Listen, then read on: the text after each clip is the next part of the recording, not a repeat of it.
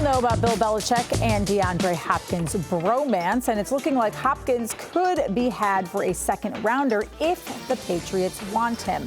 Hopkins reportedly will be flexible with his contract to allow a trade to happen.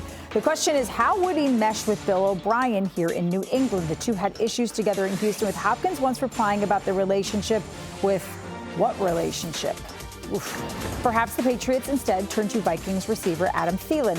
Bill Belichick, though, is going to need to put aside their old beef. They got into a shouting match, as you can see here. But there is reportedly a real possibility the Vikings move on from Thielen in the coming days. And there's plenty more receiver news. Patriots, a position the Patriots desperately need, Allen Robinson. The Rams have given him permission to seek a trade. Robbie Chosen, A.K. Anderson, has been released by the Cardinals. Oh, missed that. Okay, Chosen Anderson. Braxton Berrios is going to be released by the Jets, and the Broncos reportedly quietly shopping Courtland Sutton. This receiver talk is where we begin our deep dive. Well, how did I miss that? Because I feel like I would have been all over that. Chosen Anderson. I like that. I think Cam Newton had a kid named Chosen, right? Hey, right, yeah. I don't know. Yeah. Chosen one. You are the chosen one. Is he the chosen one? Like, you take a look at all these receivers, Phil. Which one makes most sense for the Patriots? Boy, of that group, I would say, I guess, Courtland Sutton. I think you need somebody on the outside. Unless maybe Jakobi Meyers ends up leaving via free agency, then you're talking about a slot receiver, and then maybe you could talk yourself into bringing Braxton Berrios back, getting the band back together there. But the rest of those guys, to me, are kind of washed. I'm kind of removing DeAndre Hopkins from the equation here. I would put him at the top of the list if he's included. But Adam Thielen, again, can he play still? I'm sure. Yeah. He's just not moving the needle. They need someone who's going to change their offense. I don't think there are many of those guys that we just showed on that list that are going to change their offense. I think, we've all talked about needing, the jitterbug, slot. I think, Jackson Smith and Jigba from Ohio State would be somebody that would fit that bill. Maybe Jordan Addison from USC if you're looking in the draft. But, yeah, one thing, I think people aren't talking about right now is the loss of Nelson Aguilar, and he wasn't great. How do you replace the speed? Are you going to rely on Thornton to do that? Or is there somebody in free agency that you could look at, like a Paris Campbell who can really run, a Mecole Hardman? I think that there's an element of speed that they need to add to their offense that I think they've been looking for over the last couple of years.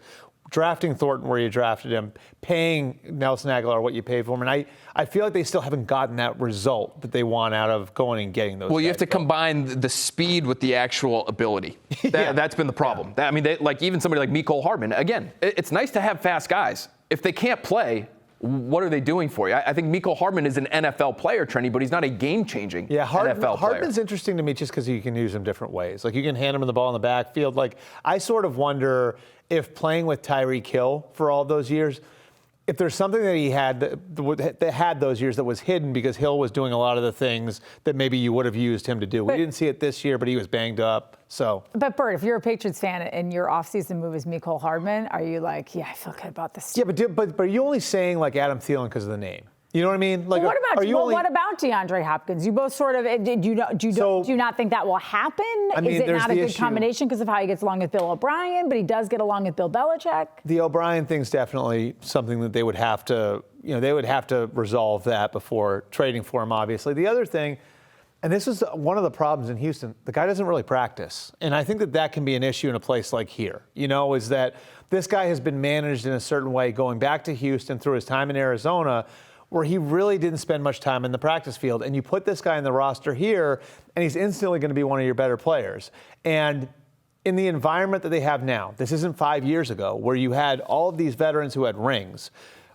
Do you want one of your better players to be a guy who is standing in sweats on the sideline during practice? Not only one of your better players, but your most highly paid player, too, in all likelihood. Yeah. And a guy who wants the ball all the time. I remember hearing guys say this about Randy Moss later in his career. It's I played with Randy Moss in Madden when I was a kid. DeAndre Hopkins is sort of that guy now for a lot of these players. You used to like Allen Robinson. Do you still like him? That was a year ago, Trenni. Lots happened in the last 12 months when it comes to Allen Robinson. It turns out if you can't figure out a way to be more productive than he was in L.A., and I know Matthew Stafford was hurt and it was a mess there and everybody was banged up, But, boy, it just really looks like he doesn't have the athletic ability necessarily to be a game-changing guy. I thought he might be last year. Turned out that wasn't the Are case. you guys telling me Jakobi Meyers is the best fit for this team?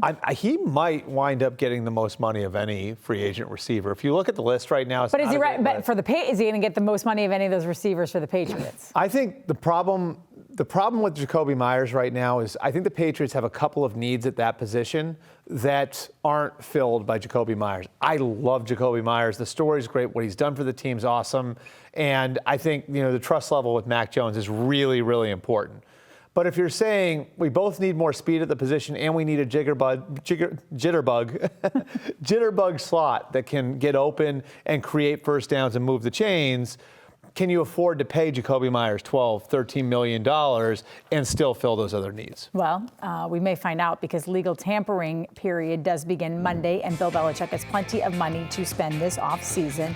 So the question becomes, who is the first player Belichick should call? Not who he will call, not who we think he, might call. Who should he call, Burt Breer?